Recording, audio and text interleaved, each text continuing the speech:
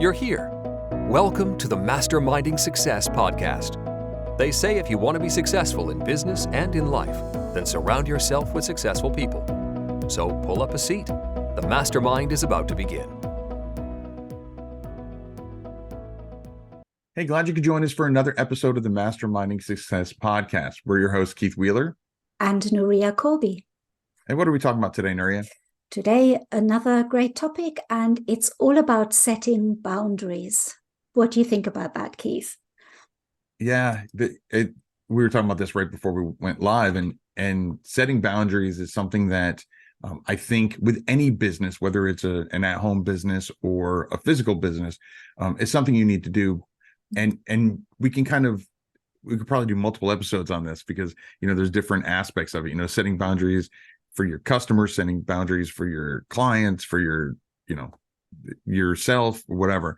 But yeah, I think in general, setting boundaries and limitations is a great way for you to keep control of your business and keep control of how things work and in the end, just your own mental well-being and your ability to still enjoy what you're doing.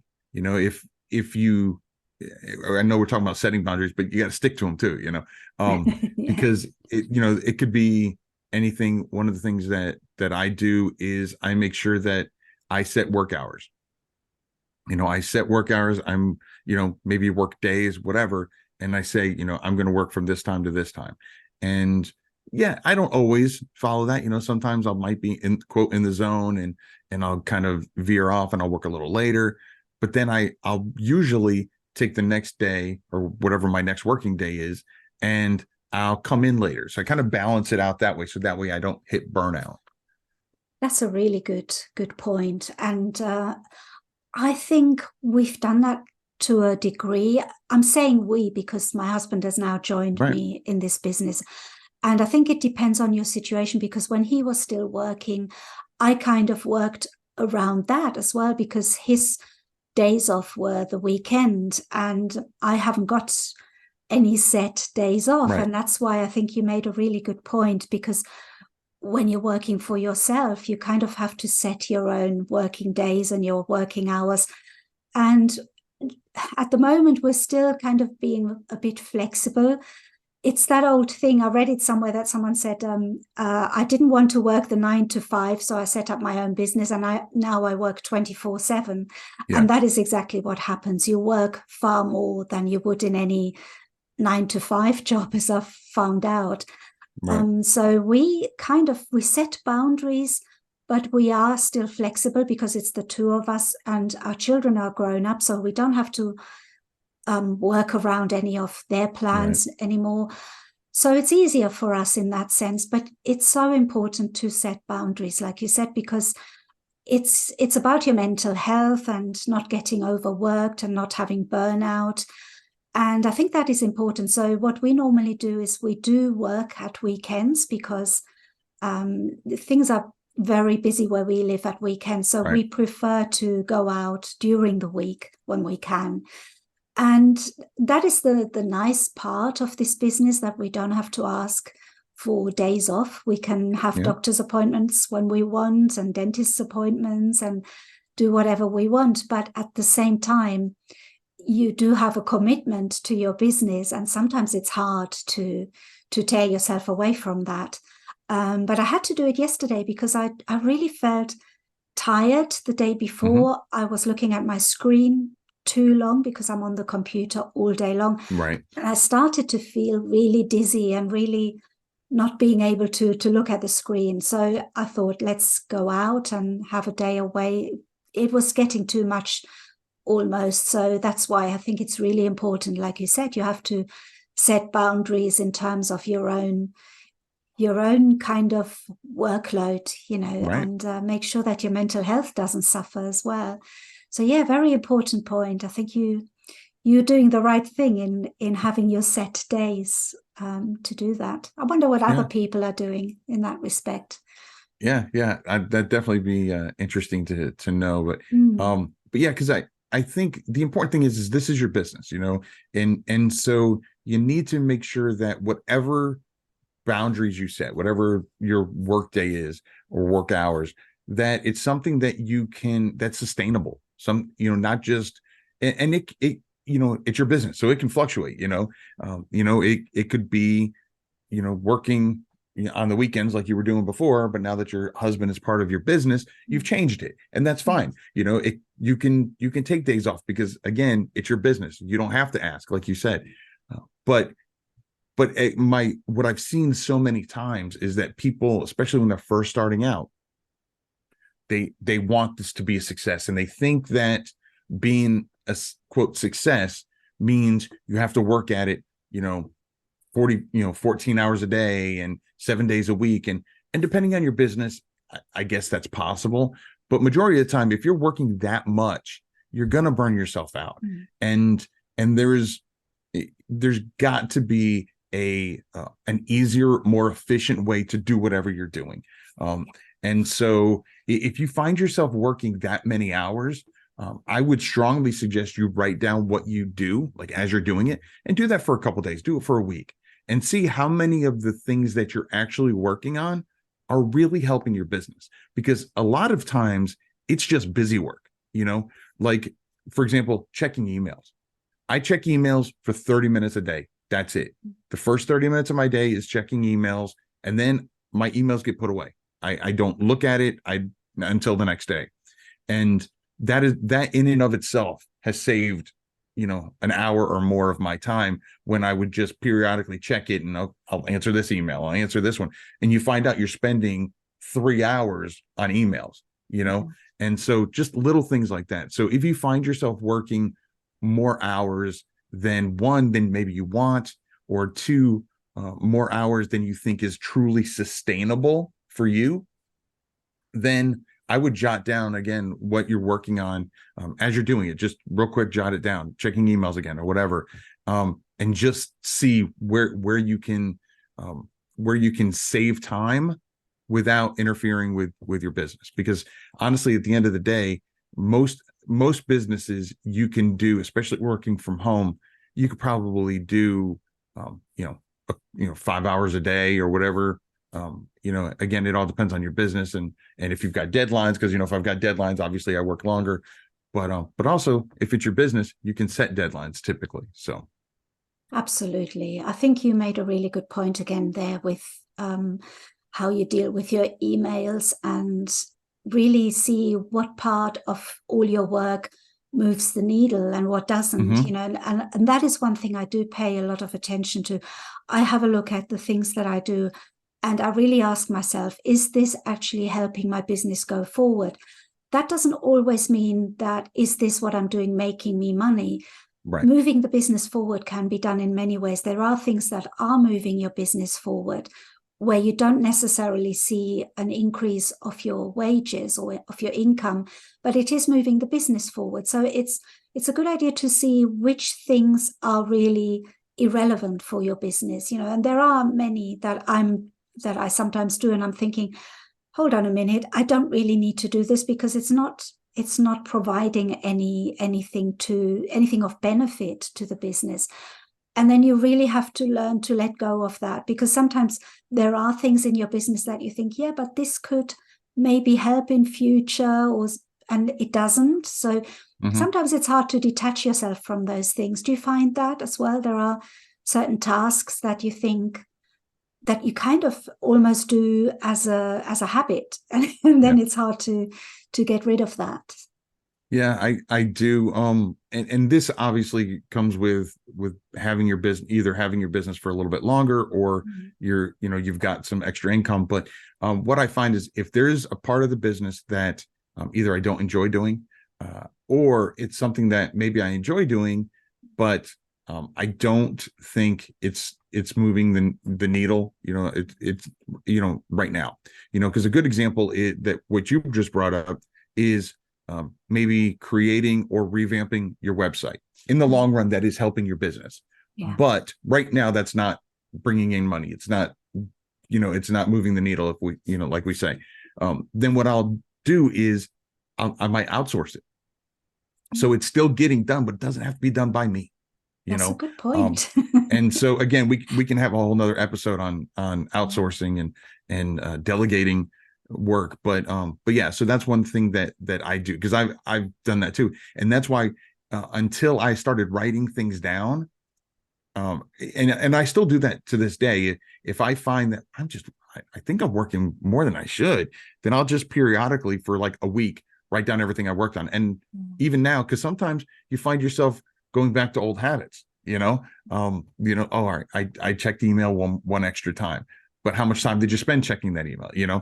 And so and I use email because that's an easy example that everybody pretty much deals with. But there's other elements of the business that is going to be particular to your business that, again, you might have streamlined things, but then you find yourself going back to old habits, or you find new things that you started doing that, again, aren't helping your business. And so it wasn't until I started writing those down periodically that I started realizing, okay, this is something that that is going to help the business in the long run, but I don't enjoy doing it, or it's something that, like I said, I don't have to do. Somebody I can pay to do it, probably get it done faster than me, and they can do it while I'm doing this other stuff, like I'm finishing up this book, or I'm creating these videos, or whatever I'm working on. That's actually more directly going to impact my company in the short term, instead of something that's going to help me later on. And so, yeah, that's something that I definitely will do. And like I said, I jot things down from time to time. Yeah, that's a good way to doing it. And I think the one thing that helped me a lot, and I've mentioned this before probably on my channel, was to have some kind of work schedule. So my husband's very good at helping me with that, because when it's two of you, you can kind of bounce ideas off, and he knows my limits, I know his limits, and we sort of made a schedule where we break things down during the day. So from in the morning, at first, when we first started, it was actually more broken down. It was hour by hour, from 8 to 9, we do this, from 9. We soon forgot about that, because that doesn't seem to work. Then you spend more time looking us. at the clock. Exactly. Yeah. So we got it down to like Mondays to Wednesdays or whatever. In the mornings we do this, in the afternoons we do that, and then we take it from there. So our schedule has become a bit more flexible, but there is still enough in there to keep us on track. I think that's what it is. I think you have to kind of keep on track, because it's very easy to get sidetracked and to start other things. And also in our business, there is so much else that we're getting from outsiders as well. Like I get lots and lots of emails offering me these great opportunities that I can promote this and I can promote that. And if I listened to all of them, and some of them sound really great, but if I listen to all of them, I would just burn out. That there is no way. And also, some of them are really irrelevant. They're not for my market. They're not even they don't have anything to do with what I do. And reading them still takes my time away. So you have to also sometimes think, am I going to read all these emails? Can I tell by the subject that it's not going to be? Sometimes you have to make those decisions, and and there's definitely no way you can answer all emails. And I'm really sorry if anybody has sent me an email and I haven't got back to them. It's because it's absolutely impossible, not with the amount of emails that we get.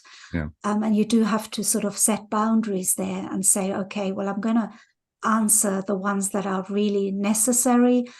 And if anybody really needs help with something, we've got the Facebook group. We've got, you can ask things on YouTube. Sometimes the Facebook group is the best one, because that's where there are other people that can step in if I'm not around. But it's just impossible to answer every question. Do you find that as well? I mean, I'm just overwhelmed with questions sometimes. Yeah, no, I do. And you brought up a good point that about the amount of time you spend on reading the emails and things like that.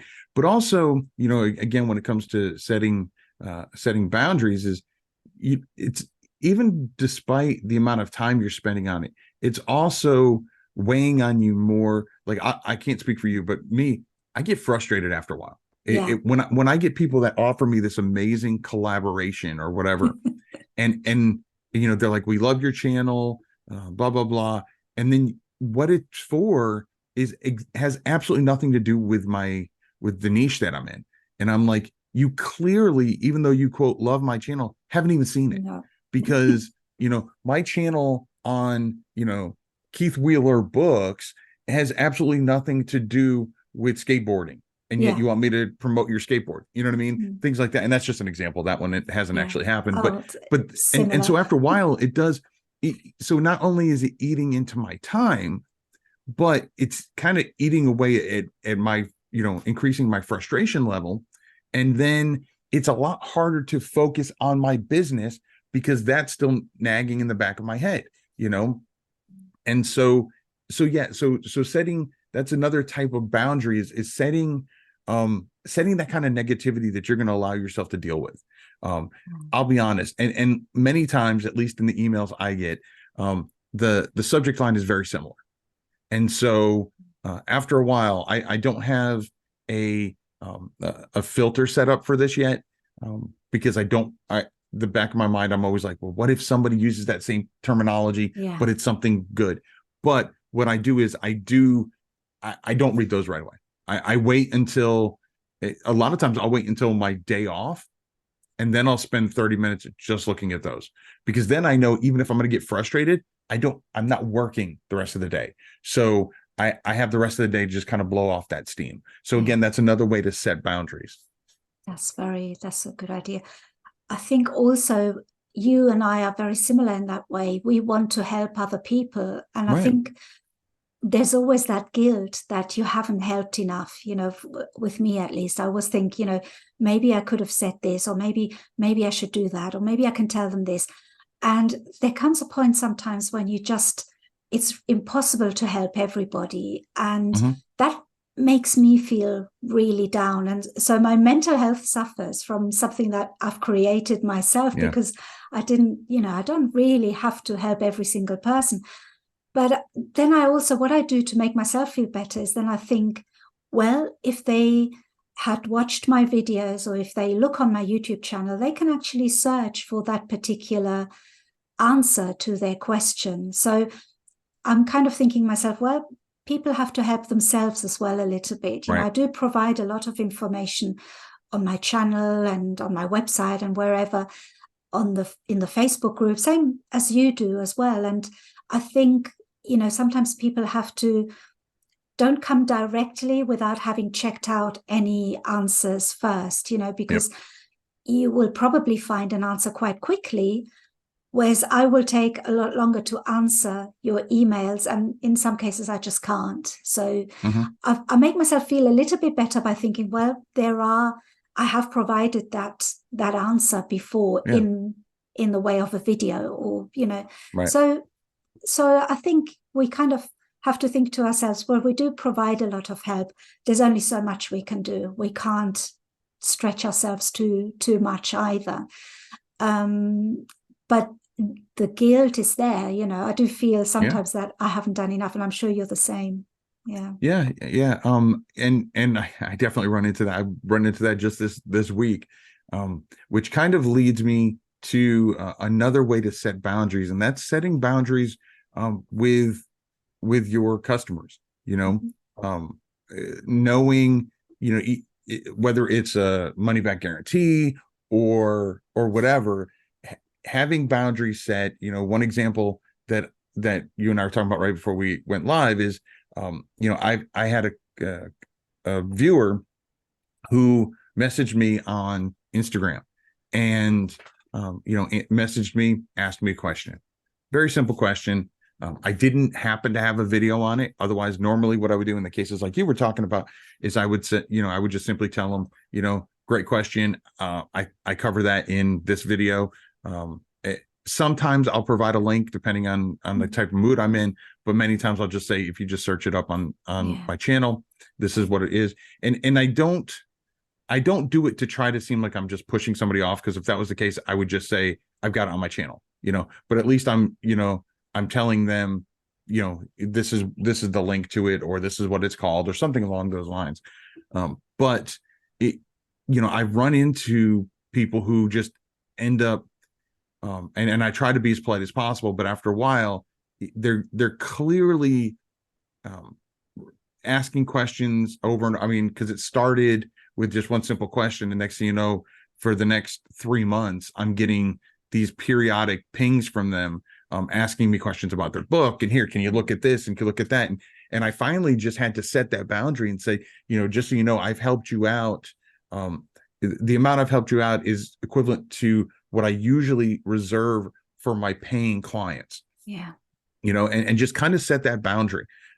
Again, not trying to be mean about it, but again, being respectful of my own time, my own business. But yeah, that's definitely something that you need to do. You need to be able to set that time. And I actually ran into that this week with a video I just came up with, which happened to be about trademarks. And in there I talk about here's there's a link to doing your trademark research, and the number of comments I got saying how great the video was, and in that same comment asking me, is such and such trademark? And I'm like, did you watch the video? I know.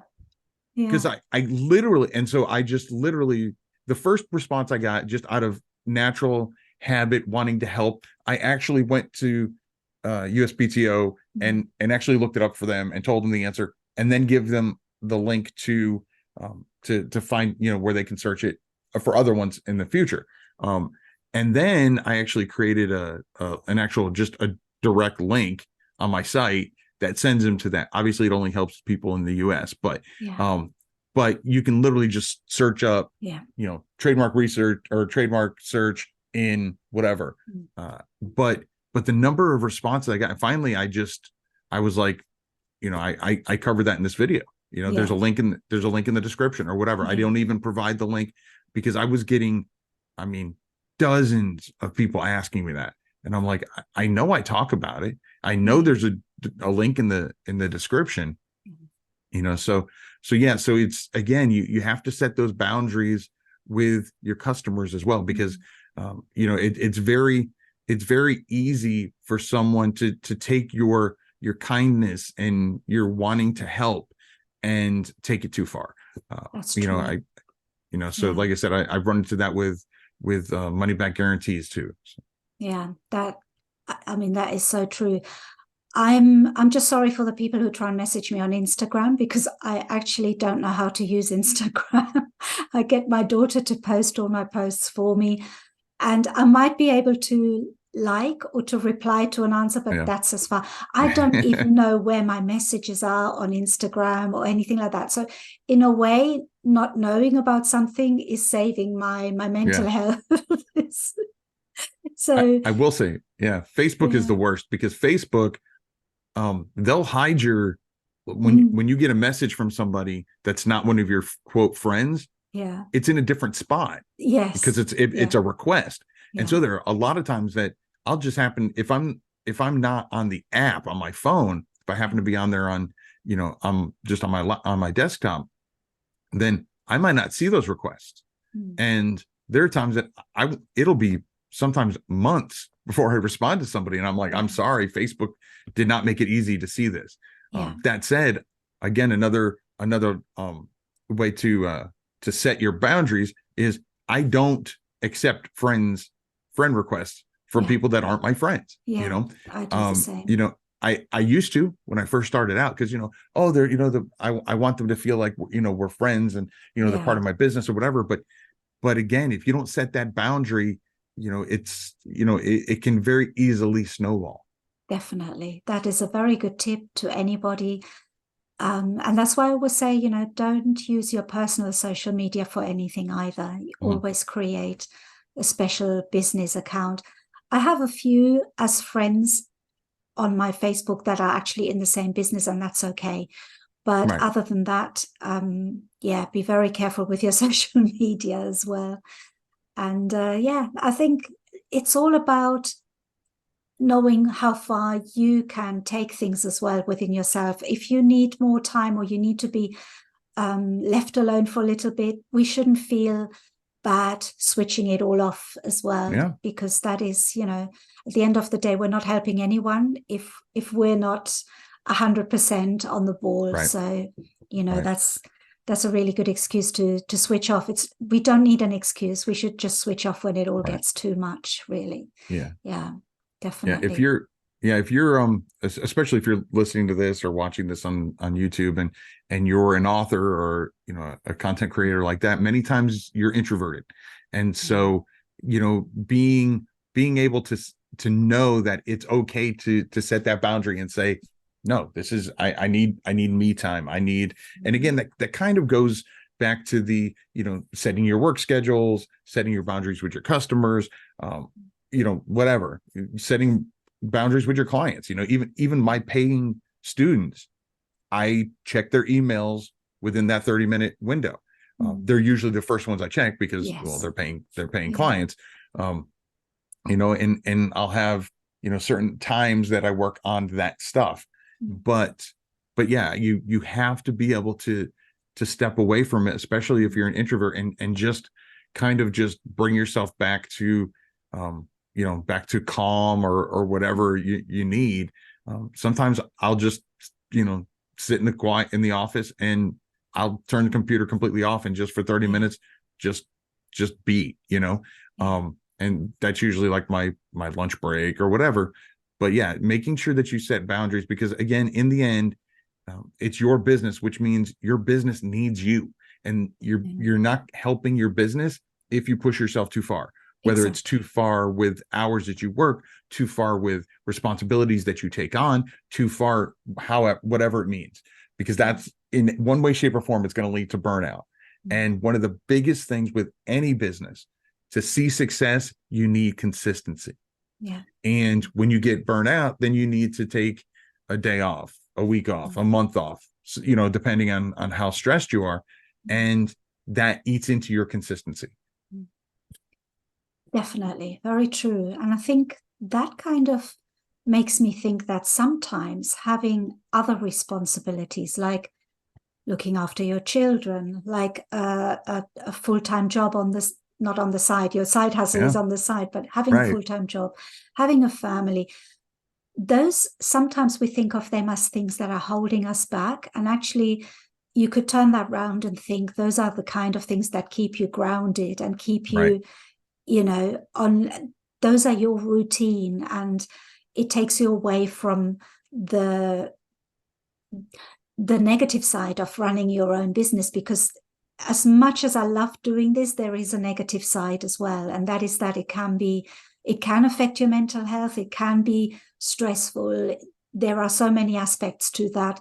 And I think having something to take your mind off that can be a good thing. So anybody who thinks having small children is holding them back, or having another job is holding them back, it's not necessarily that it's holding you back. Sometimes that can be a good thing as well. So, because you can still do your business as a side hustle, you just have to do it, in different ways, but it's absolutely doable as well, because you're doing it. I did it before as a side hustle.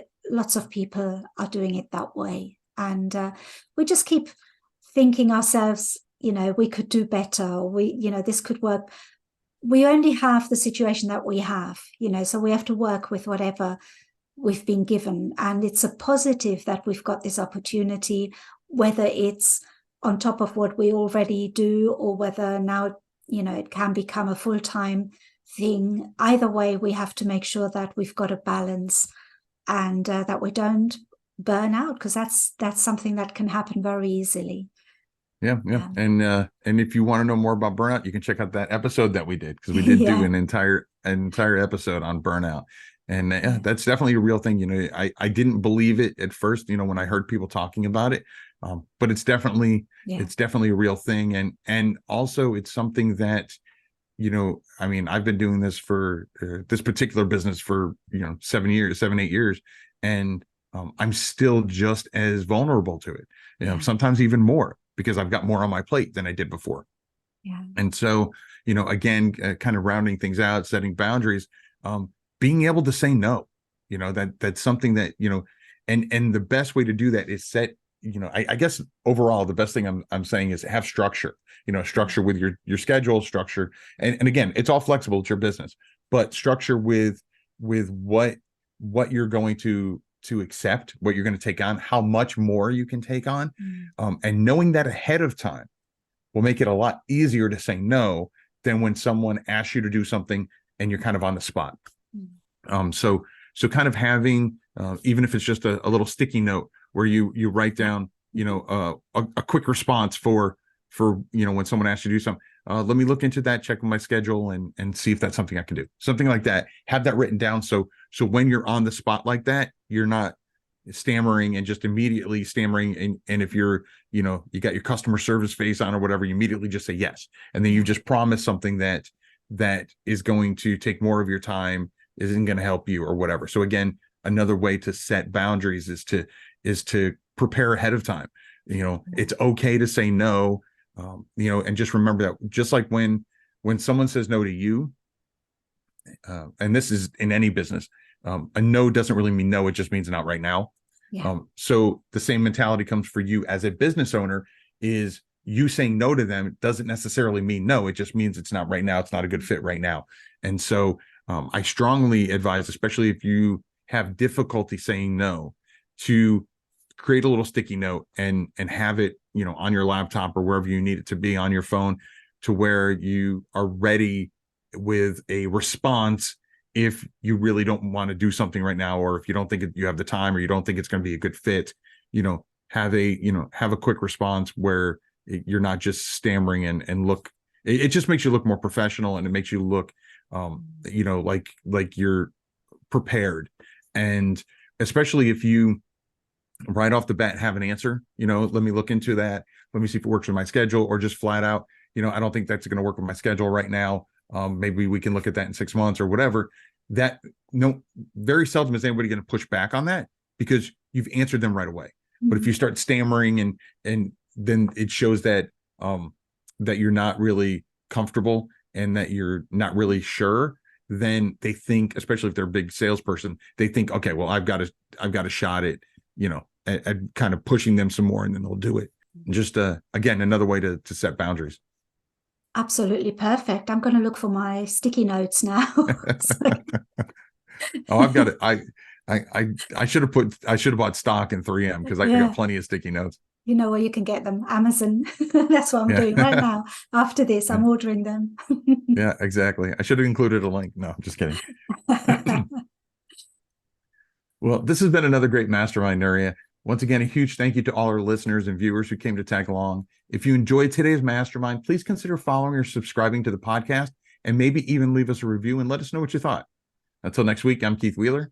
And I'm Nuria Corby. Have a good one. Bye-bye. Thanks for joining the Mastermind today. Be sure to follow the podcast on your platform of choice and tell a friend who would enjoy it too. Your support is greatly appreciated. This has been the Masterminding Success Podcast.